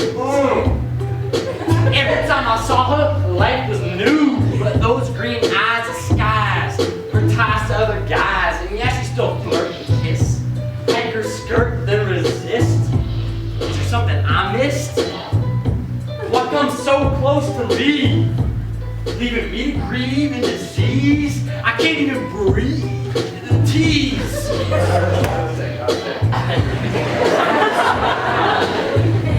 As she does what she pleases, leaving this lover in pieces.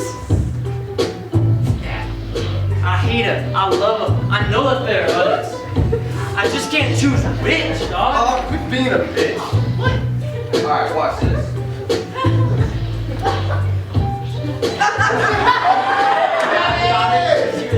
Alright, let me tell you about this girl that I know. Pearls and lace from head to toe. To and fro, I show this hoe how I go. With a face full of snow. I saw this bourgeoisie babe from a white-collar city. She came to CC and got hooked on me.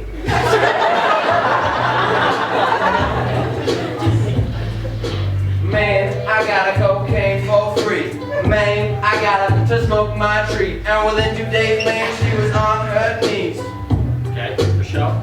And let me tell you something else. What the fuck?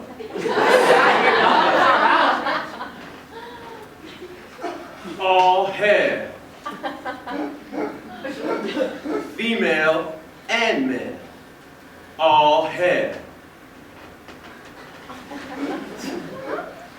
Forget your sweat and set sail, for I am the mighty hermaphrodite, beholder of the night and the light. I am Venus and Adonis, and I have seen this shit among us. For too long has the world of the girl been swirled into pearls and unfurled from the sacred womb, for the moon knows no hoe. The tunes of the words I've heard have served to reverse her and curse her as an object of pleasure, measured by whether she'll suck a classy Wednesday dick and sit on her daddy's four-wheeled four-way trip. And you, back when I heard prayers from the sun, love was spoken in 6 words, now it's broken down to 1. The only love you found is the erotic longing for fun. But inside hides the twirling tides that confide in your soul. The name of the black hole is her and him. All is within and on the men, so take a good look there before you obsess and stare at that brown-eyed girl and her green-eyed friend.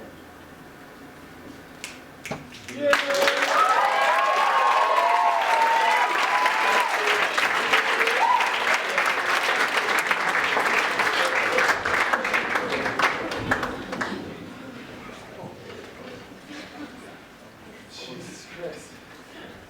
God, I think you did a good finger. First I was like, don't put your finger there, and I was like, fuck yeah.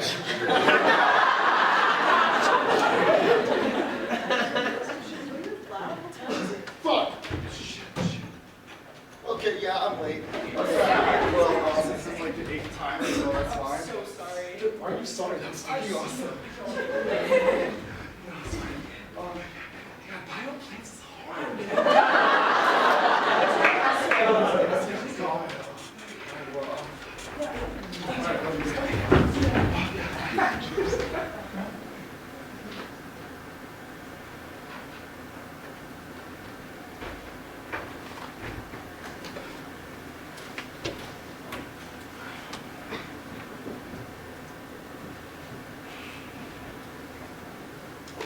Lately, during sex, I feel like I've been rushing from point A to point B. My partner and I have been hurrying to get the condom on and get going. By the time we're done, I feel a little unsatisfied. Not because of my partner, not because the sex wasn't good, I just feel like I missed something in a rush. I've forgotten how it might feel to just lavish in the process, and just the physicality of it, just enjoying nakedness. I love slowly taking his clothes off. I love how we unfold together, the feeling that there's a pulse to us, a beat, a back and forth. Penis and vagina might be the least exciting part of sex. Or at least, it's everything leading up to it that gives it some oomph. You don't need sex to be sexual. I enjoy physical intimacy. The weight of someone on top of you, the hard breathing, the delicious smell and taste of someone else's skin and orgasms. Is that sexy or am I wrong? Sex is not the end-all be-all. And thinking of it in that way delegitimizes any kind of sexual activity that doesn't conclude with vaginal intercourse. Isn't there the ever-present statement thrown at women that two queer women can't have sex? And even men having sex with each other isn't considered regular sex? Why does one sexual act have to epitomize the word sex? Shouldn't you be enjoying what you and your partner are experiencing rather than worrying about how you're going to get them to have sex with you?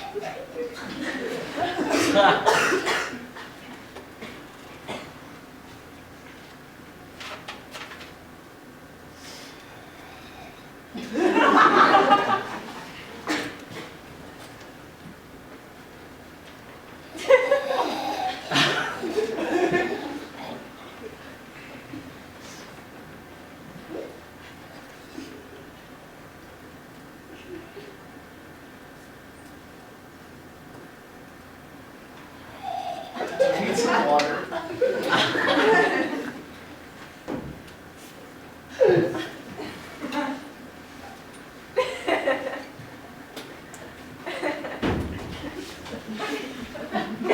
Sorry.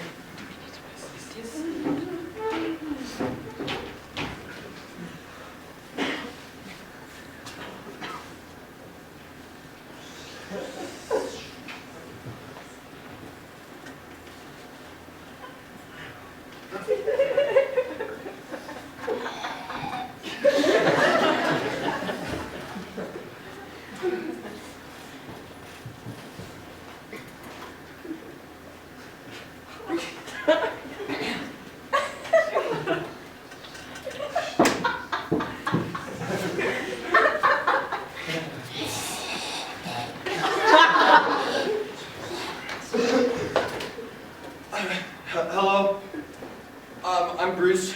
Hi, Bruce.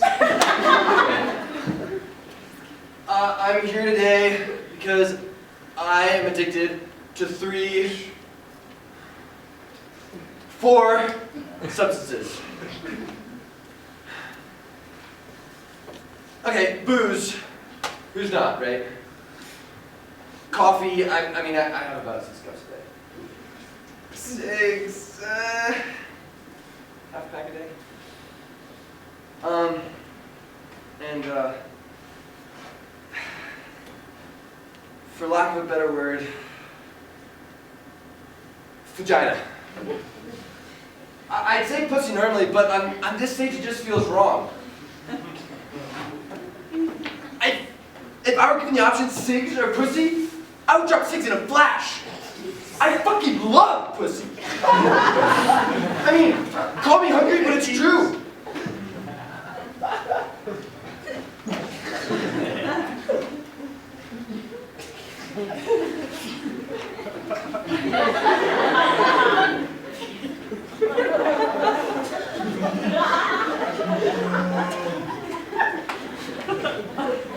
Touching it? Smelling it. Tasting it. It's the most amazing thing in the world. And all of them are unique. The scent on your finger after. It's kind of like pencil shavings, right? Exactly. And getting there and it already being wet. Seeing the woman Through through her her vagina. Oh my god, I love laying my hands along it and remembering the feeling after. Leah's stays on you for days no matter how much you wash. Vanessa's pops out like a marble. And Anna might sound like a proper name, but she's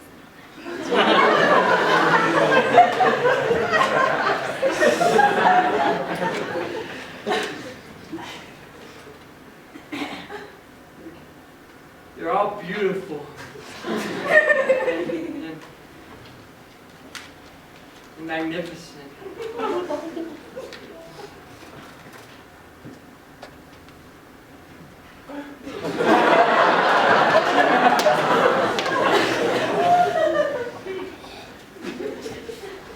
They each have their own special traits and unique characters that are so easy to fall in love with. For me, a woman's vagina is special. From the bottom of my heart. Thank you for sharing.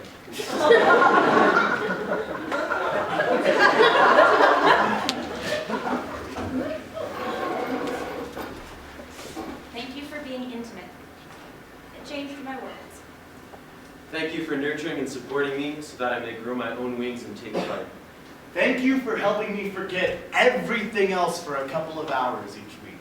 Thank you for sharing your time, your attention, and wisdom. Thank you for sharing yourself.